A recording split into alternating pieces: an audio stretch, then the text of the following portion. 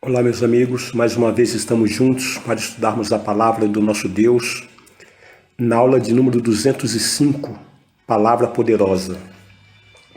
Louvado para todo sempre seja o nome do nosso Senhor Jesus Cristo.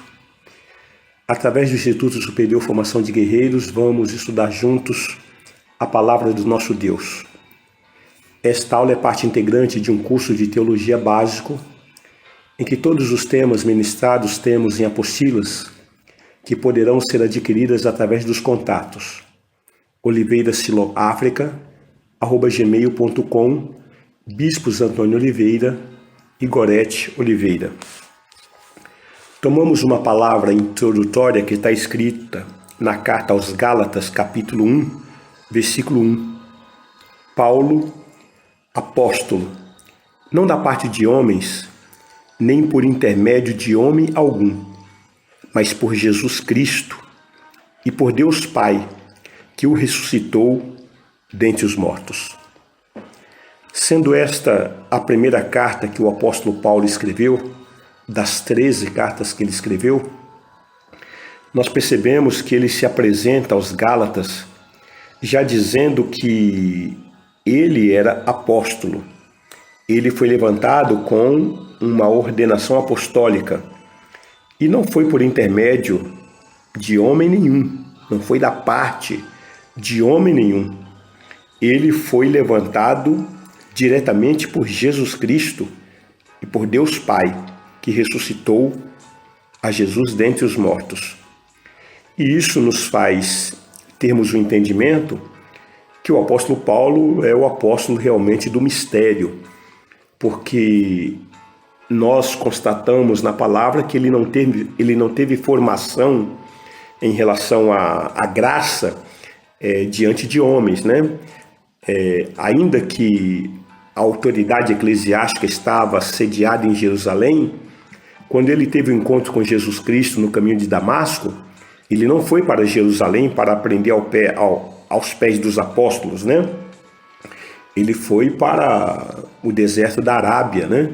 E depois ele voltou novamente para Damasco, e assim ele ficou 3 anos e meio ali no deserto da Arábia, onde o Senhor se revelou nele e através dele.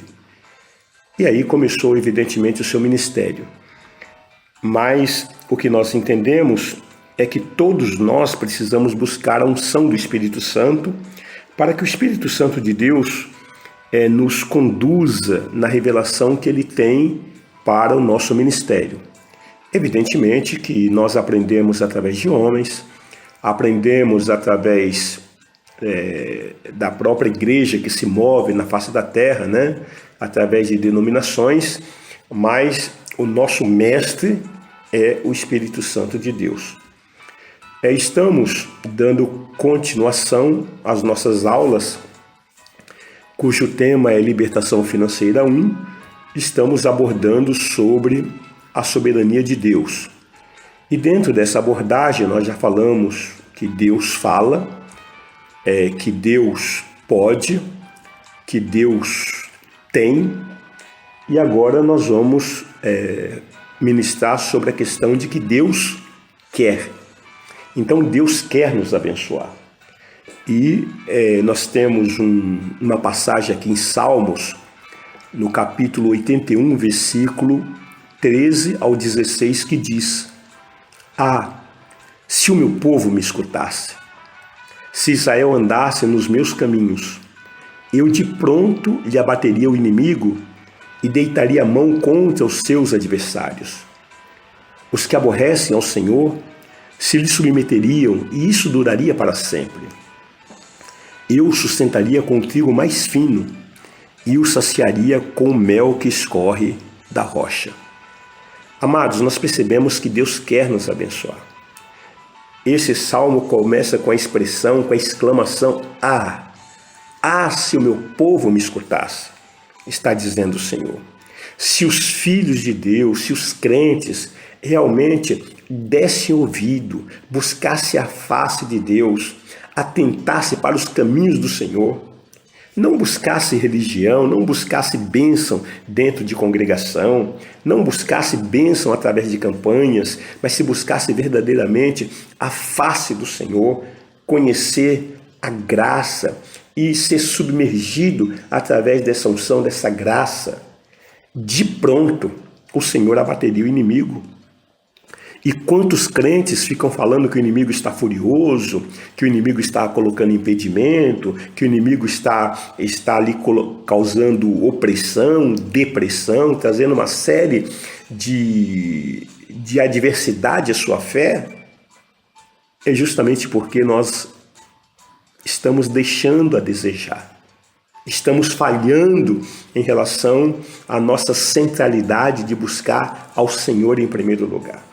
Porque quando isso acontece, o Senhor deita fora o nosso inimigo. Ele, apenas pela nossa autoridade, nós não precisamos ter muito trabalho, porque nós oramos e o inimigo não pode estar resistindo.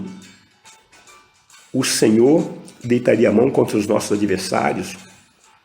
Aqueles que aborrecem ao Senhor, eles se nos submeteriam, isso duraria para sempre. E diz aqui a promessa, no final aqui, já no versículo 16, que o Senhor nos sustentaria com trigo mais fino e nos saciaria com o mel que escorre da rocha.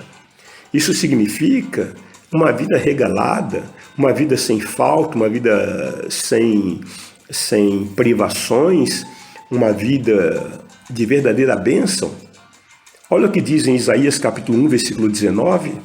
Se quiserdes e me ouvirdes, comereis o melhor dessa terra.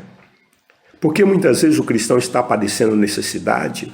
Porque muitas vezes o cristão está passando lutas infindáveis, não tem fim. Irmãos, o deserto entra-se nele e se sai dele. Não é para viver uma vida toda no deserto, uma vida toda de aflição. Então nós precisamos verdadeiramente ouvir e obedecer à palavra do Senhor.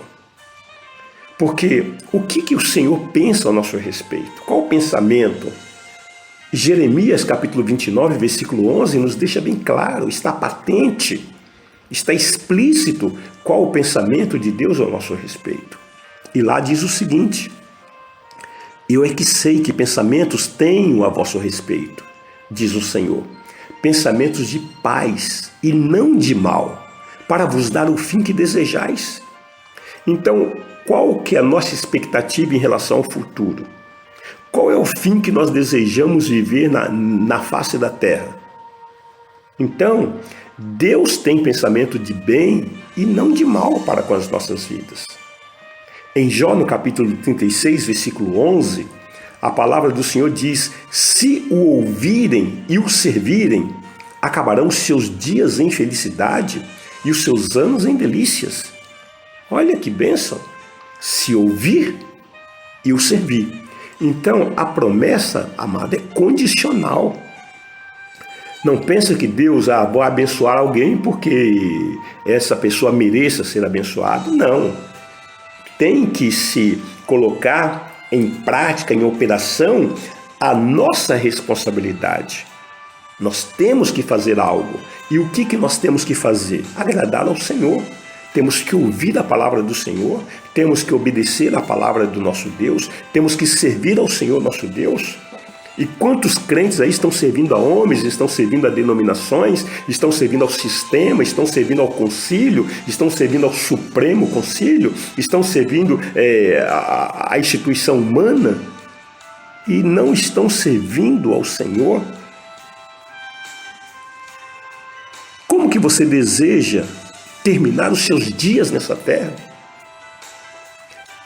Trabalhando na sua velhice para obter o seu próprio sustento? É assim que você deseja terminar os seus dias na terra? Dependendo dos filhos ou de ajuda de parentes? Esse é o plano que você tem para o seu futuro? Ou dependendo de uma aposentadoria do governo? Eu vou me aposentar, porque aí quando eu me aposentar, aí eu vou receber um salário e eu estou lutando para que a média da minha contribuição seja alta e eu vou contribuir mais porque eu vou ter uma aposentadoria e aí eu vou viver tranquilo? Você está confiando na aposentadoria do governo? Ou então você pretende terminar os seus dias aqui na Terra doente, gastando com médicos, com exames, com remédios? O pouco dinheiro que você ganha, é esse o seu plano? Você pretende isso? Você que está me ouvindo, repita comigo agora. 95 anos. Isso. Andando de bicicleta, na chuva, no escuro, ladeira abaixo, sem freios e tirando a mão do guidão. Que bênção! Já pensou? Final dos anos